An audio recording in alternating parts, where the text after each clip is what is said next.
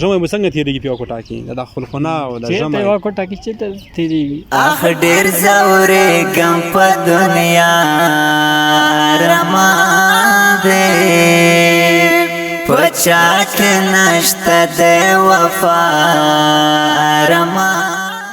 السلام علیکم ورحمت الله. قدرمنو لیدونکو، راغلي یو خوست ولایت لکاڼو سیمې ته، هغې سیمې ته چېرته چې سیلابونو زمونږ د دغه کاکا هغه د خټو کور ړنګ کړو.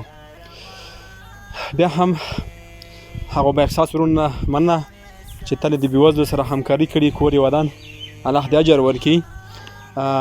زما دغه کاکا چې تاسو ګورئ د ډېر یو بیچاره سړی دی او ډېر یو کاکا راځه هېڅ هم نه کېږي، صحیح ده، هېڅ هم نه کېږي. الحمدلله د دغه کلي هغه ځوانانو دغه کار ورته شروع کړی، تر دغه ځای رسولی، نور دوی سره هم هغه امکانات خلاص شوي دي. راځئ بیا هم په ګډه ورسره همکاري وکړو تر څو د دغه کاکا دغه ړنګ کور آباد شي. کاکا ژمی د ناروغلو په دغه کوټه کې ګزاره کړی شي، په دغه کوټه کې چېرته کېږي هغه ړنګېږي ړنګېږي که نه؟ څه غوښتنه لري موږ سره کومک وشي، مخ ته ژمی راغلو، سړه راغلو چې جوړې شي جوړې شي. اوس په یوه کوټه کې ژوند کوي؟ چېرته کېږي یوه کوټه کې؟ خپله څه کاروبار کوي؟ خپله دا د خانه کې کله تیار پی کله شپېته روپۍ ده اجارو وایم.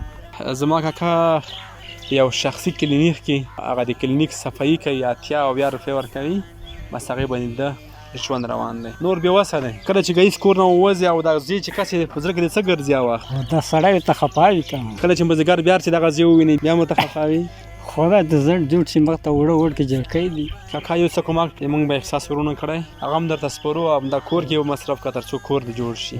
صحیح شوله؟ صحیح شو. زمونږ یو ورور چې تل یې موږ سره کومکونه او مرستې کړي، دا ځل یې هم 15,000 افغانۍ کومک تاسو سره کړی چې کور مو ودان ورته خوشحاله اوسئ. ستاسو امانت به زه همدغه کاکا ته وسپارم. کاکا ما خلاصې کړي څنګه مې چې راخیستې همدغسې دي، وشمېره یې ورې دې ورته وشمېره چې دا 15,000 افغانۍ دي او که نه دي.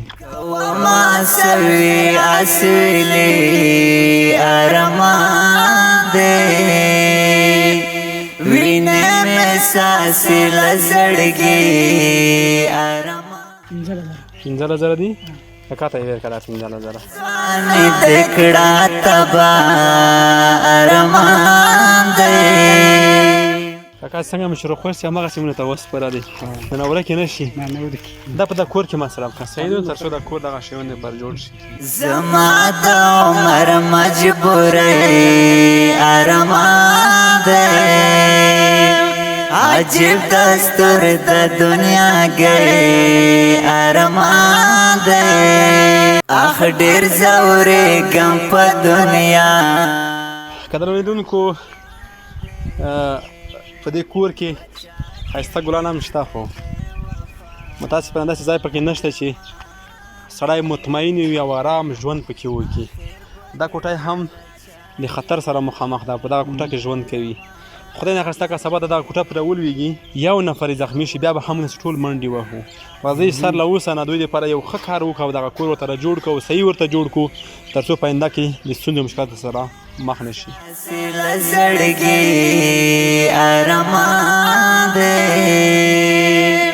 نور شما تنگ له زندګي ارمان دی هجر دی واسم په انګار ارمان دی زړګی مې نه کوي قرار ارمان. تاسو ګورئ چې زمونږ کاکا ټټونه تو کړي ځان نه، د خپلې پردې په خاطر باندې، د خپلې عزت په خاطر باندې. کاکا مې نن بېوسه دی. راځئ چې دغه پردې خوندي کړو، دغه عزت یې خوندي کړو، تر څو د خپل کور شي او خپل ژوند شي، آرام په خپل زړه باندې همت وکړي، لکه څنګه چې اوس په دغه سپینې ګیري باندې خپل 80 روپۍ باندې مزدوري کوي، مګر چاته سوال نه کوي، چاته لاس نه نیسي. آفرین دی د په غیرت باندې، د ده په دغه همت باندې چې دی کوي، خپله بېوسي او ژوند تېروي خو مګر سوال نه کوي. راځئ چې دغه کاکا سره کومک وکړو، بیا هم چې دغه عزت یې خوندي شي، تر څو دغه کوټه چې تاسو ګورئ دا هم د خطر سره مخامخ ده، دا پرې چپه نه شي. کاکا بیا هم څه غوښتنه لري خلکو نه؟ باید امداد وشي، د ژمي پرې کوټې جوړې شي. امداد وشي، ژمي پرې کوټې جوړې شي. که جوړې نه شوې بیا که جوړې نه شوې خدای مهربان ده. بېشکه بېشکه دغه موږ هم چې خدای مهربانه. ژمی به څنګه تېرېږي په یوه کوټه کې د خلخونه او د ژمی؟ چېرته یوه کوټه کې چېرته تېرېږي؟